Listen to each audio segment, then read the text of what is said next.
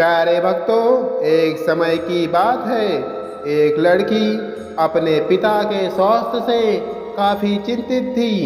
वह संत के पास जाती है और संत से कहती है कि मेरे पिता बहुत बीमार हैं और अपने पलंग से उठ भी नहीं सकते।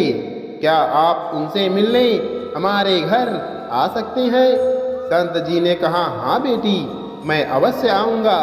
संत जब उनसे मिलने उसके घर पर आ गए तो उन्होंने देखा कि एक बूढ़ा और बीमार आदमी पलंग पर 2 तकियों पर सिर रखकर लेटा हुआ है। भक्तों, संत ने देखा कि एक खाली कुर्सी उसके पलंग के सामने पड़ी थी। संत जी ने उस बूढ़े और बीमार आदमी से पूछा कि मुझे लगता है कि शायद आप मेरे ही आने की उम्मीद कर रहे थे। उस वृद्ध आदमी ने जवाब दिया, जी नहीं, आप कौन हैं? संत जी ने अपना परिचय दिया और फिर कहा कि मुझे ये खाली कुर्सी देखकर लगा कि आपको मेरे आने का आभास हो गया है। वो आदमी बोला, संत जी, अगर आपको बुरा ना लगे तो कृपया कमरे का दरवाज़ा बंद कर दीजिए। संत जी को थोड़ी हैरानी हुई, फिर भी संत जी ने दरवाज़ा बंद कर दिया। वो बीमार आदमी बोला कि दरअसल इस खाली कुर्सी का राज मैंने आज तक किसी को नहीं बताया, अपनी बेटी को भी नहीं।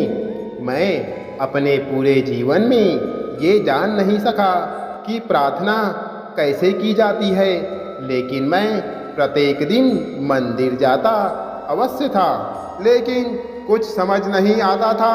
लगभग 4 साल पहले मेरा एक दोस्त मुझसे मिलने आया। उसने मुझे बताया कि हर प्रार्थना भगवान से सीधे ही हो सकती है। उसी ने मुझे सलाह दी कि एक खाली कुर्सी अपने सामने रखो और ये विश्वास करो कि भगवान खुद इस कुर्सी पर तुम्हारे सामने बैठे हैं, और फिर भगवान से ठीक वैसे ही बातें करना शुरू करो जैसे कि अभी तुम मुझसे कर रहे हो। वह हमारी सारी विनती सुनते हैं, और जब मैंने ऐसा करके देखा तो मुझे बहुत अच्छा लगा। फिर तो मैं प्रत्येक दिन 2-2 घंटे तक ऐसे ही भगवान से बातें करने लगा। लेकिन जब भी मैं भगवान से बातें करता तब मैं इस बात का विशेष ध्यान रखता था कि मेरी बेटी कभी मुझे ऐसा करते ना देख ले। अगर वह देख लेती तो उसे लगता कि मैं पागल हो गया हूँ। भक्तों, यह सुनकर संत जी की आंखों में प्रेम और भाव से आंसू बहने लगे। संत जी ने उस बुजुर्ग से कहा कि आप सबसे ऊंची भक्ति कर रहे हो। फिर उस बीमार आदमी के सिर पर हाथ रखा और कहा, आप अपनी सच्ची प्रेम भक्ति को जारी रखो। संत जी अपने आश्रम में लौट गए, लेकिन 5 दिन बाद वह बेटी संत जी से मिलने आई और उन्होंने बताया कि आप मेरे पिताजी से मिले थे। वे बेहद खुश थे, लेकिन कल सुबह 4 बजे मेरे पिताजी ने प्राण त्याग दिए हैं। बेटी ने बताया कि जब मैं घर से अपने काम पर जा रही थी तो उन्होंने मुझे बुलाया, मेरा माथा प्यार से चूमा। उनके चेहरे पर बहुत शांति थी, उनकी आंखें आंसुओं से भरी हुई थी।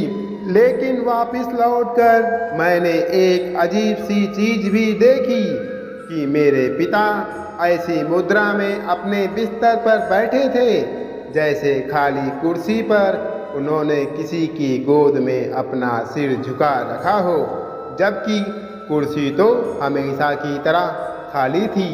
उस लड़की ने संत जी से पूछा, संत जी, मेरे पिताजी ने खाली कुर्सी के आगे सिर क्यों झुका रखा था? बेटी से पिता का यह हाल सुनकर संत जी फूट फूट कर रोने लगे और प्रभु के आगे विनती करने लगे, हे प्रभु, मैं भी जब इस दुनिया से जाऊं तो ऐसे ही जाऊं, मुझ पर भी ऐसी कृपा करना।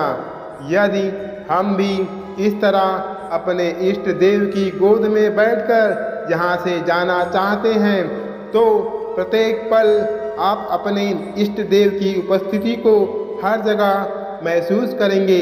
एक दिन हमारी अवस्था भी अवश्य बदलेगी।